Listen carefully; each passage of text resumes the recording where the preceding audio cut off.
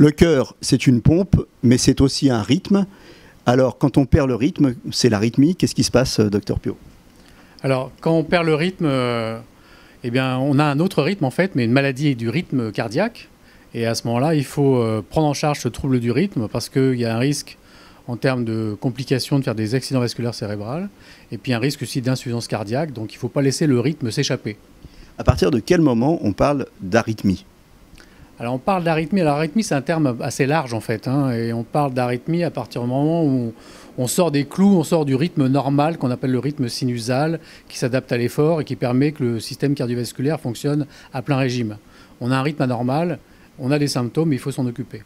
Donc l'arythmie, c'est un terme assez générique finalement.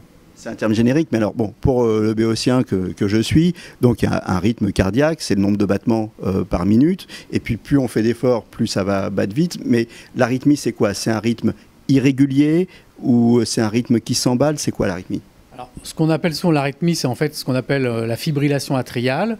Donc c'est un emballement du rythme cardiaque au niveau de la partie haute du cœur. C'est cette arythmie qui s'associe au risque d'accident cérébral.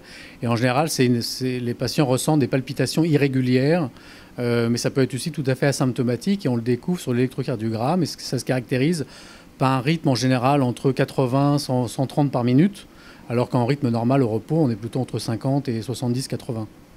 Qu'est-ce qu'on fait? Alors qu'est-ce qu'on fait? Alors déjà, quand on fait le diagnostic, c'est très bien.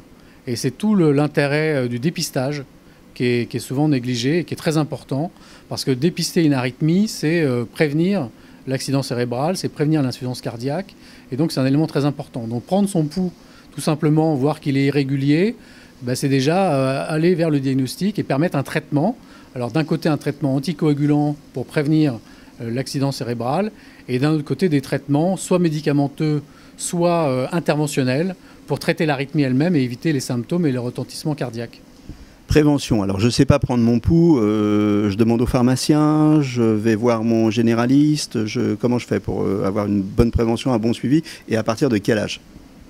Alors, l'arythmie, elle est d'autant plus fréquente qu'on est âgé. C'est une pathologie souvent du sujet âgé, hein. On la voit aussi chez des gens jeunes, mais beaucoup moins souvent. Et en fait, très souvent, le dépistage comme ça chez un patient asymptomatique, ça peut être un dépistage de médecine du travail et ça peut être aussi une visite médicale pour une autre raison et le médecin se rend compte en auscultant que le cœur est irrégulier. Donc voilà, le conseil que je pourrais dire, si vous ne savez pas prendre votre pouls, quand vous allez voir le médecin, s'il ausculte, voilà, et demandez-lui si c'est bien régulier et comme ça, vous aurez déjà une bonne idée. Voilà, vous voulez tout comprendre sur l'arythmie et vous voulez en savoir plus. On vous donne rendez-vous le 29 septembre aux entretiens médicaux d'Anguin où vous rencontrerez le docteur Piot.